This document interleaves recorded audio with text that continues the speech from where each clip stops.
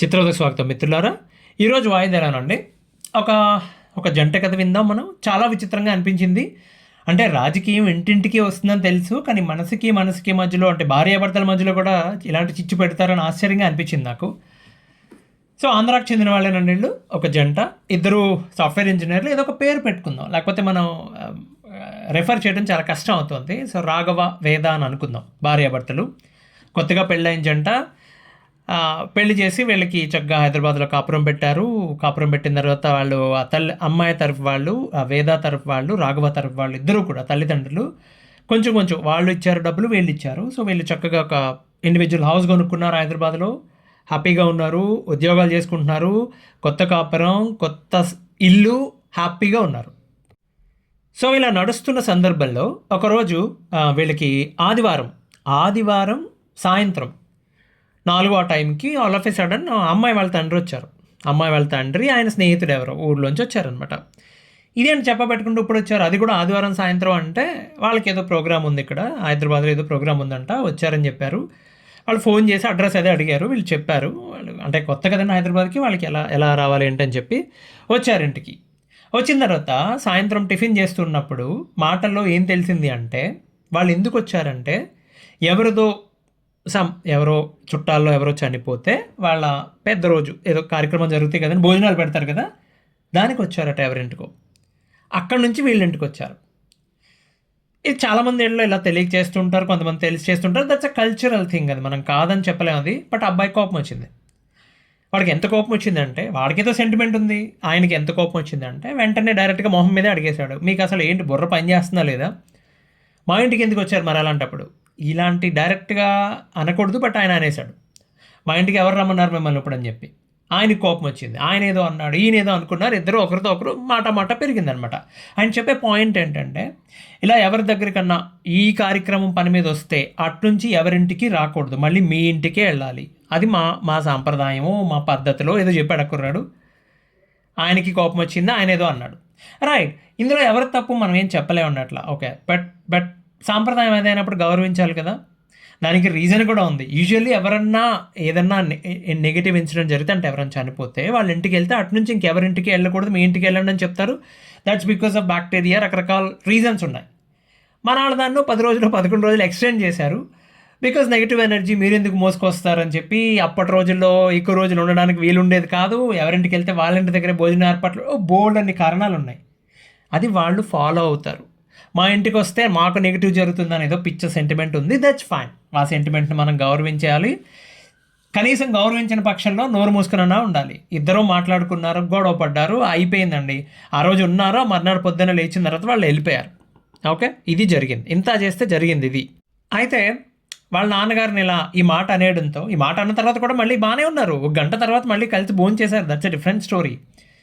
So అమ్మాయికి ఈ వేద, రాఘవ వీళ్ళిద్దరూ సరిగ్గా మాట్లాడుకోవడం మానేశారు. ఆయన ఏం చేస్తాడంటే, మాట్లాడడం మానేసినప్పుడు పూర్తిగా మాట్లాడడం మానేస్తున్నాడు. ముభావంగా మాట్లాడడం కాదు, అసలు దేనికి రెస్పాండ్ అవడు, ఏమీ మాట్లాడు. బాక్స్ పట్టుకెళ్ళలేదు, ఆఫీస్కి వెళ్ళిపోయాడు, రాత్రి ఎప్పుడో వస్తున్నాడు, పొద్దున్న లేచిన వెంటనే వెళ్ళిపోతున్నాడు. 2 రోజులు చూసిందే అమ్మాయి ఇంటికి ఫోన్ చేసి వాళ్ళ మదర్కి చెప్పింది. వాళ్ళ మదర్ ఏం చేసిందంటే అమ్మాయి వాళ్ళ తల్లికి చెప్పింది. ఆవిడ ఏం చేసింది, ఆవిడకు తమ్ముడు ఉన్నాడు, ఇక్కడ హైదరాబాద్లోనే ఉంటాడు ఆయన, అంటే పిల్లకి మేనమామ అనమాట. ఆ మేనమామ గారికి చెప్పింది, ఒరే అబ్బాయి ఇట్లా జరుగుతుందంట, అబ్బాయి ఏదో దెబ్బలాడుకున్నారు, మాట్లాడుకోవట్లేదు ఒకరితో ఒకరు, నువ్వు వెళ్ళి చూడని చెప్పి. రైట్. సో ఆయన ఏం చేశాడు, ఇక్కడికి వచ్చి ఏం చేస్తున్నావు అది ఇది అని పలక. ఆయన వైఫ్ అండ్ హస్బెండ్ ఇద్దరు వచ్చారు. ఏం చేస్తున్నావు అది ఇది అని చెప్తే, అంటే ఆయన ఉద్యోగస్తునైతే వీక్ డేలో రాడు కదండి, ఆయన ఏదో వ్యాపారం చేసుకుంటున్నాడు. వచ్చి ఏం చేస్తున్నావు అది ఇది అని. ఏం చేస్తావు సాయంత్రం దాకా ఒక్కదాను, మా ఇంటికి వెళ్దాం, వర్క్ ఫ్రమ్ హోమే కదా ఎలాగో నువ్వు అని చెప్పి అమ్మాయి కూడా సాఫ్ట్వేర్ ఇంజనీరే కదా మరి, ఆ అమ్మాయిని తీసుకుని వాళ్ళ ఇంటికి వెళ్ళాడు. తప్పులేదు, మేనమామ వచ్చాడు, అమ్మాయిని తీసుకుని వాళ్ళ ఇంటికి వెళ్ళాడు. ఏం జరిగింది, ఈ అమ్మాయి ఒక మెసేజ్ కూడా పెట్టలేదు వాళ్ళ ఆయనకి, నేను ఇలా వెళ్తున్నానని చెప్పి. అక్కడికి వెళ్ళిన తర్వాత నేను ఇలా మా మామయ్య ఇంటికి వచ్చాను అని చెప్పి మెసేజ్ పెట్టింది అమ్మాయి. పెట్టిన తర్వాత అబ్బాయి చూడలేదు దాన్ని. చూడకముందే వీళ్ళ మేనమామ కాల్ చేశాడు, ఫోన్ చేసి, బాబు మీ ఇద్దరు దెబ్బలాడుకున్నారంట కదా, అమ్మాయి మా ఇంటికి వచ్చింది. రైట్. చెప్పే విధానం అంతా, మేము అటుగా వచ్చాం బాబు, మీ ఏరియాకి వచ్చాము, అమ్మాయి ఒక దేవ ఉంది కదా రావే అని చెప్పి తీసుకొచ్చాం, సాయంత్రం నువ్వు ఇటు వచ్చే బాబు, ఇద్దరు కలిసి వెళ్ళి. కానీ అది వేరు కన్వే చేయటం, ఆ పద్ధతి వేరు, ఈ పద్ధతి వేరు. నువ్వు ఇద్దరు దెబ్బలాడుకున్నారంట కదా, మా ఇంటికి వచ్చింది అమ్మాయి, ఏం పీక్కుంటావు పీక్కో అంటే ఎవరికన్నా కాలుద్ది, రైట్? ఆయన ఆ పని చేశాడు. ఈ కుర్రాడికి ఇంకా కోపం వచ్చింది. సాయంత్రం ఆయన అసలు ఆ అమ్మాయి మెసేజ్లు కూడా రెస్పాండ్ అవ్వడం మానేశాడు. ఆ రోజు సాయంత్రం ఆయన ఇంటికి కూడా రాలేదని ఎలా తెలిసిందంటే, ఆ రోజు ఏ ఫోను చేయలేదు, ఇంటికి కూడా రాకపోయేసరికి ఆ మర్నాడు పొద్దున్న వాళ్ళ మేనమామ గారు డైరెక్ట్గా మళ్ళీ బయలుదేరి వీళ్ళ ఇంటికి వచ్చి చూస్తే ఇంటికి తాళం వేసి ఉంటే, కింద వెళ్ళి వాచ్మెన్ రాత్రి రాలేదా అని చెప్పి అడిగి ఏదో ఎంక్వైరీ చేసినట్టు విషయం అర్థమయ్యి వచ్చా ఆయనకి బాగా కోపం వచ్చినట్టుంది అని చెప్పి. కానీ పిల్లని ఇలా చేయడం తప్ప, తప్ప కాదా అంటే, అమ్మాయి ఉన్నా సరే ఇంటికి రాడా, అమ్మాయి ఒక్కతే ఉండాలి ఇంట్లో, ఇవి మాట్లాడేసుకున్నారండి. ఆ పిల్లకి తెలియని విషయం, ఈ వేద అనే అమ్మాయికి తెలియని విషయం, ఆ రోజు ఏ ముహూర్తంలో అయితే వాళ్ళ మేనమామ గారు ఇంటికి వెళ్ళిందో ఇంట్లోంచి మళ్ళీ ఆ తర్వాత ఇప్పటి వరకు తిరిగి వెనక్కి రాలా. అట్నుంచట అమ్మాయి వాళ్ళ పుట్టింటికి వెళ్ళింది ఆవిడ.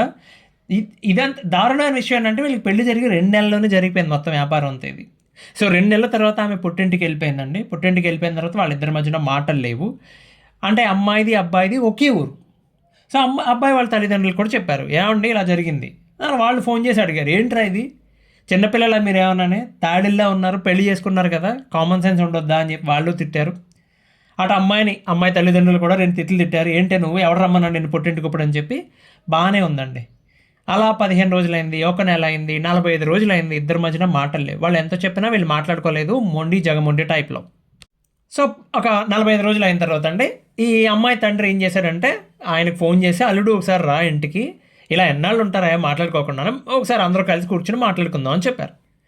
ఈ కుర్రాడు ఏంటి, అబ్బాయి వాళ్ళ తల్లిదండ్రులు, రాఘవ వాళ్ళ తల్లిదండ్రులు కూడా చెప్పారు, యారు అబ్బాయి పెదవేషాలు ఎక్కువ రా, నోరు మూసుకుని ఇంటికి అని చెప్తే అబ్బాయి వచ్చాడు, హైదరాబాద్ నుంచి వెళ్ళాడు. వీళ్ళందరూ అమ్మాయి వాళ్ళ ఇంటికి వెళ్ళేసరికి అక్కడ అమ్మాయి తల్లిదండ్రులు, అమ్మాయి పెద్ద అన్నగారితో పాటుగా ఊళ్ళో ఎవరో 2 పెద్ద మనుషులు ఉన్నారు. ఆ పెద్ద మనుషులు ఎవరు, ఓకే, ఆ పెద్ద మనుషులకి అబ్బాయి తండ్రికి పడదు. ఎందుకు పడదు, వాళ్ళు వేరే పార్టీ సపోర్టర్స్, వీళ్ళు వేరే పార్టీ సపోర్టర్స్. ఊళ్ళో తెలుసుగా రాజకీయాలు ఎట్లుంటాయో.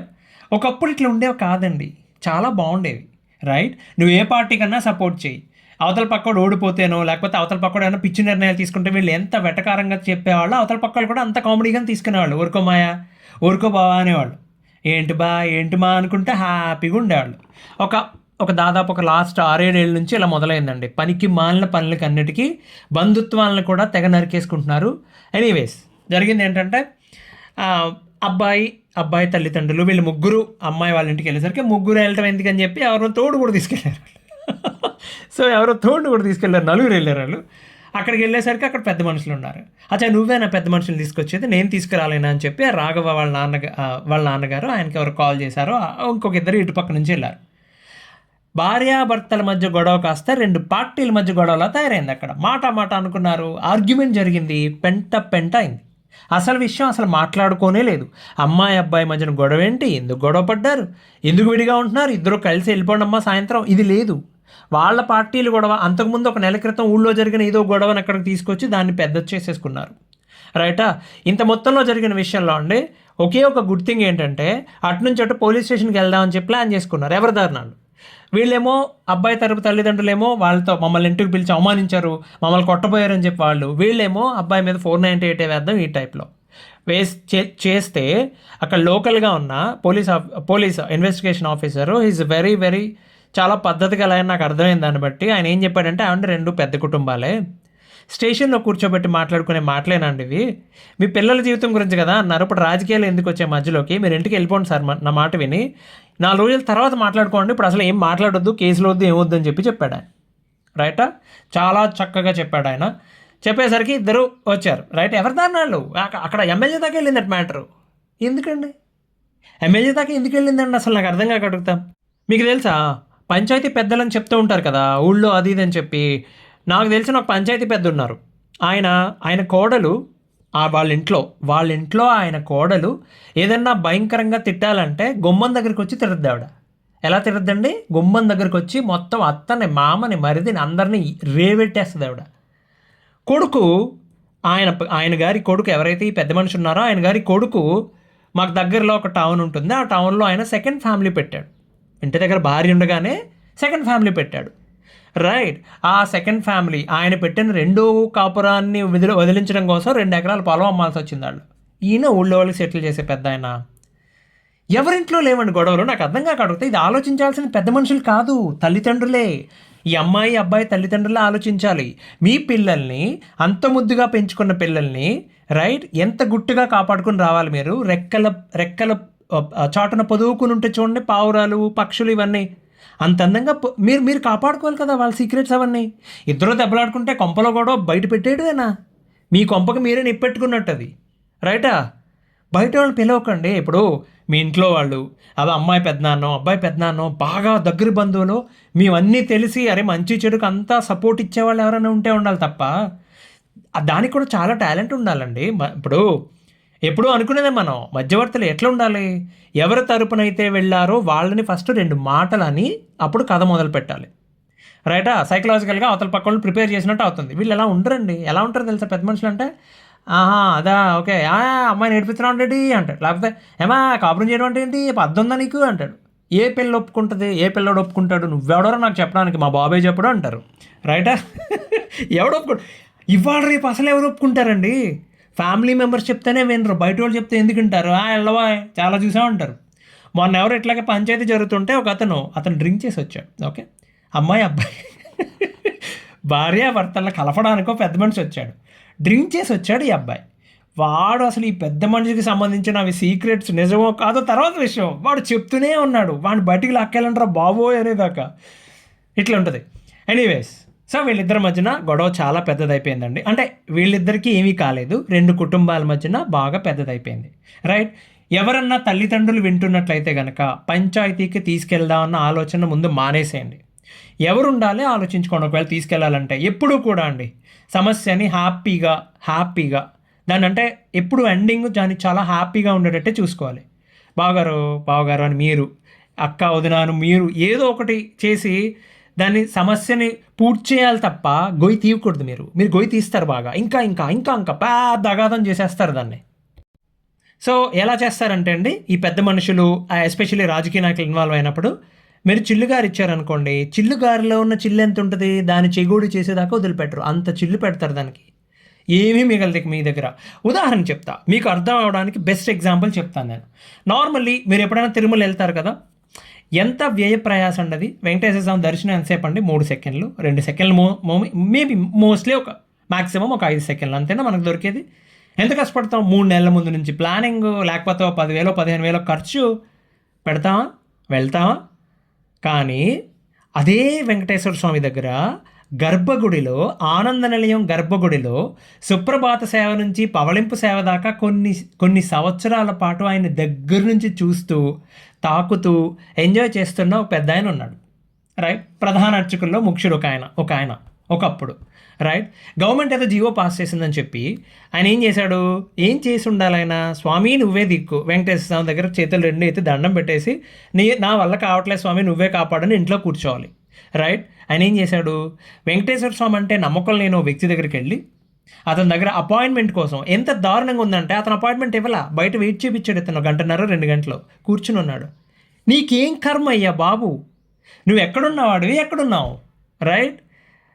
ఆ తర్వాత ఆ సంఘటన జరిగిన తర్వాత ఎవరైతే పెద్ద మనిషి దగ్గరికి వెళ్ళాడో అతను అధికారంలోకి వచ్చాడు. ఇతనికి ఏమన్నా వాల్యూ ఇచ్చాడా, రైటా?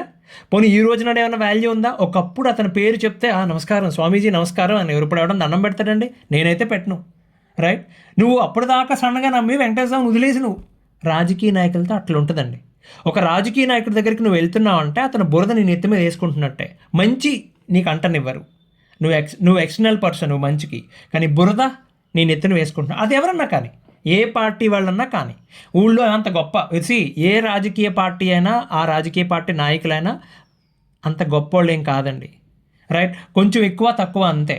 వాళ్ళ జోలికి వెళ్ళకపోవడం ఉత్తమం. అది మీ పిల్లల విషయాల్లో అసలు వెళ్ళకూడదు. పిల్లల జీవితాల్లోకి రాజకీయాలు తీసుకొస్తారేంటండి? బుద్ధి జ్ఞానం ఉందా అసలు మీకు? ఆలోచించరా అసలు మీరు? సరేనండి, ఆ తర్వాత అమ్మాయి అబ్బాయి దూరంగా వెళ్ళిపోయారు. పాపం వాళ్ళు మెసేజ్లు పెట్టుకుంటున్నారు. ఇలా అనుకుంటే ఎలా అయింది అంటే, ఫస్ట్ ఒక 4 రోజులు మాట్లాడుకోలేదు, మళ్ళీ మాట్లాడుకుంటున్నారు. అమ్మాయిని నువ్వు ఇంతకీ ఏం చేద్దాం? ఆ అమ్మాయి దగ్గర సమాధానం లేదు, ఆ అబ్బాయి దగ్గరికి ఏం చేయాలో తెలియట్లా. సో ఎవరో సలహా ఇచ్చారో, కాపురానికి పంపించమని కేసు ఫైల్ చేయి. వెళ్ళి ఆర్సీఆర్ ఫైల్ చేశారండి ఆయన. సో ఆర్సీఆర్ ఫైల్ చేసిన తర్వాత నోటీస్ వెళ్తుంది కదా అమ్మాయి వాళ్ళకి నోటీస్ వెళ్ళింది. ఒక కోర్ట్ నోటీస్ మీకు వచ్చిన తర్వాత నువ్వు కాపురానికి రమ్మంటున్నావా, నన్ను హత్య చేయబోయాడా, రెండు ఒకటే అవతల పక్క వాళ్ళకి. సింపుల్. ఆర్సీఆర్ ఫైల్ చేసినా 302 ఫైల్ చేసినా రెండు ఒకటే, కోర్టు కేసులే రెండు. వాళ్ళకి కోపం వచ్చింది. సరే ఏదో ఒక రోజు కలుస్తారులే, ఒక నెల తర్వాత అయినా అనుకుంటున్న టైంలో నాకు కోర్టు నోటీస్ పంపిస్తాడా అని చెప్పి అమ్మాయికి అమ్మాయి తల్లిదండ్రులు కోపం వచ్చింది. సో వాళ్ళు 498 ఫైల్ చేయడానికి ట్రై చేశారండి. ఓకే అంటే రెడీ చేసుకుంటున్నారు. ఈ కుర్రాడు ఏంటంటే ఈ అబ్బాయి ఆర్సీఆర్ ఫైల్ చేసి అమ్మాయికి మెసేజ్ పెట్టాడు. మరి నిన్ను ఎలా అప్రోచ్ అవ్వాలో నాకు అర్థం కావట్లేదు, మీ అమ్మ నాన్న కలవనివ్వరు, నీతో మాట్లాడనివ్వరు, నువ్వేమో బయటికి రావు, నాతో మాట్లాడవు, ఏం చేయాలి మరి, అందుకే కేసు ఫైల్ చేశాను. ఆ అమ్మాయి ఏం చెప్పిందంటే, మరి నువ్వు ఎందుకు ఇలా చేస్తావు, ఇలా వదిలేసి ఊరుకుంటే నాకు మా అమ్మ నాన్న దిక్కు కదా, వాళ్ళతో గొడవ పట్టుకుని బయటికి ఎలా వచ్చేస్తాను నేను. ఇట్లా జరుగుతుంది వాళ్ళ మధ్య కాన్వర్జేషను. అబ్బాయి ఆ తర్వాత ఏదో చిత్రవదలో మనకి ఆర్సీఆర్ గురించి మనం మాట్లాడింది ఏదో చూసాడట, అనవసరంగా ఫైల్ చేయకండి బాబు అన్నది. ఆయన ఈమెయిల్ పెట్టాడండి. దాదాపు 6 నెలల నుంచి ఒక 110 112 ఈమెయిల్స్ ఉన్నాయి కమ్యూనికేషన్ మా ఇద్దరి మధ్యన. నేను అబ్జర్వ్ చేసింది విడిపోయేంత పెద్ద గొడవ ఏం కాదు వాళ్ళిద్దరి మధ్య జరిగింది, భార్యాభర్తల మధ్య అసలు జరగలేదు గొడవ అక్కడ, రైట్. సో ఆయన ఏం చెప్పాడంటే అండి, ఎప్పటి నుంచో అడుగుతున్నాడు, మాస్టర్ ఒకసారి మాట్లాడాలి మీతో అని చెప్పి. ఐ సెడ్ బాబు మా స్కెడ్యూల్ ఇట్లుంటుంది, సో కాబట్టి ఇంపాసిబుల్, కొంచెం కష్టం మాట్లాడడం, ఎంతమందితో అని మాట్లాడుతూ ఉండే. కానీ ఆయన ఏమన్నాడంటే వైఫ్ అండ్ హస్బెండ్ ఇద్దరూ మాట్లాడడానికి రెడీగా ఉన్నారు. ఐ సెడ్ నేనేం సర్టిఫైడ్ కన్సల్టెంట్ కాదు, ఒక హాఫ్ అన్ అవర్ చూద్దాం, ఏదైనా వర్కౌట్ అయితే నాకు తెలిసింది ఏదో నేను అబ్జర్వ్ చేసింది చెప్తా అని చెప్తే, ఒక గూగుల్ మీట్ ఏదో స్కెడ్యూల్ చేయమని చెప్తే చేశాడండి. ఒక 2.5-3 వారాలు అవుతుంది దాదాపుగా. అప్పుడు చేశాడు ఆయన. ఇద్దరు జాయిన్ అయ్యారు. ఆయన ఏం చెప్పి ఒప్పించాడో తెలియదు కానీ ఆవిడ కూడా జాయిన్ అయ్యారు. ఈ రాఘవ వేద ఇద్దరూ జాయిన్ అయ్యారు కాల్లో. సో నేను అడిగింది ఒకటే, ఏమో నీకు మీ హస్బెండ్ మీద కోపం ఏమన్నా ఉందా, ఉంటే ఏముంది. ఆవిడ ఏం చెప్తారు, కోపం వస్తే మాట్లాడకుండా వెళ్ళిపోతాడండి, అసలు మాట్లాడు, సైలెంట్గా ఉండిపోతాడు. సరే అది కూడా తట్టుకోవచ్చు, పొద్దున్న వెళ్ళిపోయి రాత్రి వరకు రాడు, ఫోన్ కూడా తీయడు నాకు. ఆవిడ చేసిన కంప్లైంట్ అది. ఆయన చెప్పింది ఏంటి, ఆవిడ ప్రతి విషయం వాళ్ళ ఇంటి దగ్గర చెప్తుందండి. మా ఇద్దరి మధ్యన ఏం జరిగినా, గొడవ జరిగినా, లేకపోతే మేము ఏదైనా సినిమాకి వెళ్ళినా కూడా ఇంటి దగ్గర చెప్తుందండి, రైట్. సో నేను వాళ్ళు ఇద్దరు చెప్పడం అలా చెప్తూనే ఉన్నారండి. 45 నిమిషాలు మాట్లాడారండి ఇద్దరు. ఓకే. సో 45 నిమిషాలు మాట్లాడిన తర్వాత నేను చెప్పానమ్మా 15 నిమిషాలు 15 మినిట్స్లో కాల్ ఎండ్ అయిపోతుంది, దెన్ లెట్ మీ టాక్ అని చెప్పి. వాళ్ళిద్దరూ చెప్పిన దాంట్లో ఒకరి మీద ఒకరికి ద్వేషం కానీ, విపరీతమైన కోపం కానీ, కాపురం విడిపోయేటంత గొడవ కానీ ఏమీ లేదండి అసలు అక్కడ. నేను అదే చెప్పా, సుధామూర్తిది ఒక బుక్ ఉంటుంది, ఆవిడ బుక్ పేరు గుర్తురావట్లేదు నాకు టైంకి, రైట్. నేను చెప్తాను, నేను మళ్ళీ రీకలెక్ట్ చేసి చెప్తా. అందులో ఆవిడ క్లియర్గా రాస్తారు, భార్యాభర్తల మధ్య గొడవ రావట్లేదు అంటే there is something seriously wrong.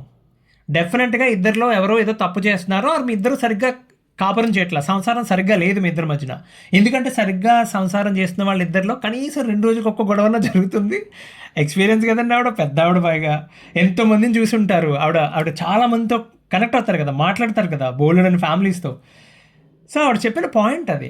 మనకి అలాగే పార్వతీ పరమేశ్వరుల మంచి గొడవ కూడా ఉంటుంది కదా, ఐ మీన్ గొడవ ఇన్ ద సెన్స్ చెప్తారు కదా. నేను అదే చెప్పాను వాళ్ళకి, ఏమంటే ఒకసారి సీరియస్ తర్కం జరుగుతుందట, ఇద్దరు మంచి ఆర్గ్యుమెంట్ చేసుకుంటున్నారు ఇదే పనిగా కూర్చొని, పార్వతీ పరమేశ్వర్లు ఇద్దరు. So all of A sudden ఆవిడ ఇక కోపం వచ్చేసి, ఈయన ఎంత మొండోడు ఏంటి అసలు, ఎక్కడ తెగనివాడని చెప్పి ఆవిడ ఏమంటుందంటే, కోపం వచ్చి, అమ్మా నాన్న లేనివాడు నువ్వు కూడా మాట్లాడమే. నా యూజువల్లీ వెంటనే కోపం రావాలి ఆయనకి. ఆయన ఏమంటాడు తెలుసా, అత్తమామ లేదని నీకు కూడా కోపమేనా? సో నాకు అత్తమామ లేకపోతే నాకు సంబంధం ఏముంది అనాలి ఆవిడ. నవ్వేస్తుంది అనమాట. అంటే ఎవరో రాసింది వాడు అంత బ్యూటిఫుల్గా ఆర్టికులేట్ చేశారు. భార్యాభర్తల మధ్య బంధం దెబ్బలాడుకుంటే ఎంత అందంగా ఉండాలని చెప్పి, రైట్. సో అదే చెప్పానండి, నాకు వచ్చింది ఏదో నేను చెప్పాను. నా అబ్జర్వేషన్ చెప్పాను, నేను కొత్తగా చెప్పింది ఏం లేదు. కానీ అబ్జర్వేషన్ ఏంటంటే, బాబు ఆయన నాకు ఒక 60-65 దాదాపు ఈమెయిల్స్ పెట్టాడు. ఒక్కరోజు కూడా I will give you all email link ఇస్తా కావాలితే నీకు చూసుకోమా నువ్వు. ఒక్కరోజు కూడా నీ మీద బ్లేమ్ గేమ్ ఆడలేదు, ఒక్కసారి కూడా. ఓకే, చాలాసార్లు తందే తప్పని ఒప్పుకున్నాడు. అంత దారుణంగా రియాక్ట్ అవ్వకుండా ఉండాల్సింది, లేకపోతే ఇంటికి వచ్చిన పెద్దవాళ్ళని అలా మాట్లాడకుండా ఉండాల్సిందని, నీతో కొంచెం అంత కోపంగా ఉండకుండా ఉండాల్సిందని ఆయన గురించి ఆయన చెప్పాడు. నువ్వు చేసిన తప్పులు కూడా చెప్పాడు, కానీ ఎక్కడా పూర్తిగా నీ మీద నెట్టేయలేదు. అలాగే 45 నిమిషాలు మాట్లాడారు, మీ ఇద్దరు ఒకరి మీద ఒకరు ఏమి నెగిటివ్గా చెప్పలేదు, ప్రాబ్లం చెప్పారు, అవి సాల్వ్ చేసుకోగలిగిన ప్రాబ్లమ్సే. నువ్వు ఒక పని చేయమ్మా, మీ ఆయన అంటే నిజంగా అంత ఇష్టం ఉంటే మీ అమ్మ నాన్నకి చెప్పగలవా, పంపించరండి. వాళ్ళు మా గొడవ ఎప్పుడో మర్చిపోయారు, వాళ్ళు రాజకీయాల్లో పడిపోయారు, 2 పార్టీల మధ్య గొడవ జరుగుతుంది ఊళ్ళో. రైట్. నిన్నే మళ్ళీ ఫ్రెష్గా ఏదో అయిందని చెప్పింది ఆవిడ. దెన్ ఐ టోల్డ్ హర్, నువ్వు ఆఫీస్లో చేస్తున్నావు కదమ్మా, పర్మనెంట్ వర్క్ ఫ్రమ్ హోమ్ కదా, 3 రోజులు ఆఫీస్కి వెళ్ళాలి అని చెప్పు, ఖచ్చితంగా వెళ్ళాలి, ఫ్రెండ్ రూమ్లో ఉంటా ప్రస్తుతానికి అని చెప్పి హైదరాబాద్ వచ్చే, నువ్వు మీ ఆయన హ్యాపీగా ఉండండి, ఓకే. అన్నీ అనుకుంటే ఒకటే ఊరు, ఒకటే కులం, ఒక రకంగా దూరం బంధువులు కూడా, అంత దూరం ఎందుకు అసలు మీకు, హ్యాపీగా వచ్చేయమ్మా అని చెప్పాను నేను. ఈయన కూడా చెప్పాను, ఈయనకి చెప్పేది కూడా చెప్పాను, బాబు ఆవిడ వాళ్ళ అమ్మా నాన్న ఎదిరించి వస్తున్నారు, ఆవిడ బాధ్యత నీదేనాయా, పూర్తి సేఫ్టీ కంట్రోల్స్ నీదే, జాగ్రత్తగా చూసుకో, రైట్. సో కాకపోతే వెంటనే చేయొచ్చు నేను ఇదే వీడియో ఆర్ ఇదే ఎపిసోడ్ వెంటనే చేయొచ్చు నేను, చూద్దాం అసలు ఏం చేస్తారో అనుకున్నానండి. నిన్న ఈయన ఈమెయిల్ చేశారు, దెన్ అమ్మాయి మర్నాడే వచ్చింది, ఆ మర్నాడే ఇంట్లో చెప్పింది. ఆ మర్నాడు ఏదో మంచిది చూసుకొని ఊళ్ళో బ్రాహ్మణుల అమ్మాయే కనుక్కుని, రైట్, బ్రాహ్మణులు ఆవిడ, ఆయన పంతులు గారు వాళ్ళ వైఫ్ ఇవిడికి తెలుసట, ఫోన్ చేసి అమ్మ నాకు ముహూర్తం కావాలి, మంచి పని మీద హైదరాబాద్ వెళ్తున్నాను నేనని చెప్పి ముహూర్తం పెట్టించుకుని మరీ వచ్చింది ఆవిడ. సో వాళ్ళిద్దరూ కలిపే ఉన్నారండి, హ్యాపీగా ఉన్నారు, దాదాపు 2.5 వారాల నుంచి బ్రహ్మాండంగా ఉన్నారు. నిన్న ఆయన ఈమెయిల్ పెట్టడానికి కారణం ఏంటంటే, నిన్న ఫోన్ చేసి చెప్పారట ఇంటికి, ఇద్దరు వీడియో కాల్ మాట్లాడి, ఊళ్ళో మీరు దెబ్బలాడుకోండి, కర్ర పట్టుకొని కొట్టుకోండి, గుణపం కొట్టుకుని గుద్దుకుని చచ్చిపోండి, మేము ఇద్దరం కలిసే ఉంటాము, దయచేసి ఒక 6 నెలల వరకు మా జోలికి రావద్దు, మా ఇంటికి రావద్దు అని చెప్పారట వీళ్ళిద్దరూ. దట్స్ అ వండర్ఫుల్ జాబ్, చాలా మంచి పని చేశారు. కాబట్టి పంచాయతీల దాకా తీసుకెళ్ళొద్దండి, పోలీస్ కేసులు ఇవన్నీ అయిన తర్వాత కలిసి ఉండటం అంటే చాలా కష్టం, చాలా చాలా కష్టం. మీకు తెలిసి నేను చెప్పాను కదా, చిల్లుగారే చెగోడి సామెత, అలాగే ఉంటుంది. ఇక దాన్ని కలపడం ఇంపాసిబుల్ అనమాట. ఈ జంట బాగుండాలని చెప్పి అందరూ కొంచెం ఆశీర్వదించండి, హ్యాపీగా ఉండాలని చెప్పి. పిల్లలే వెళ్ళు, చిన్న ఏజ్ ఇద్దరిది. దట్స్ అ బ్యూటిఫుల్ డెసిషన్ తీసుకున్నారు, మీరు హ్యాపీగా ఉంటారమ్మా. ధన్యవాదాలు. ఇంకో ఎపిసోడ్లో మళ్ళీ కలుద్దాం, అంతవరకు సెలవు.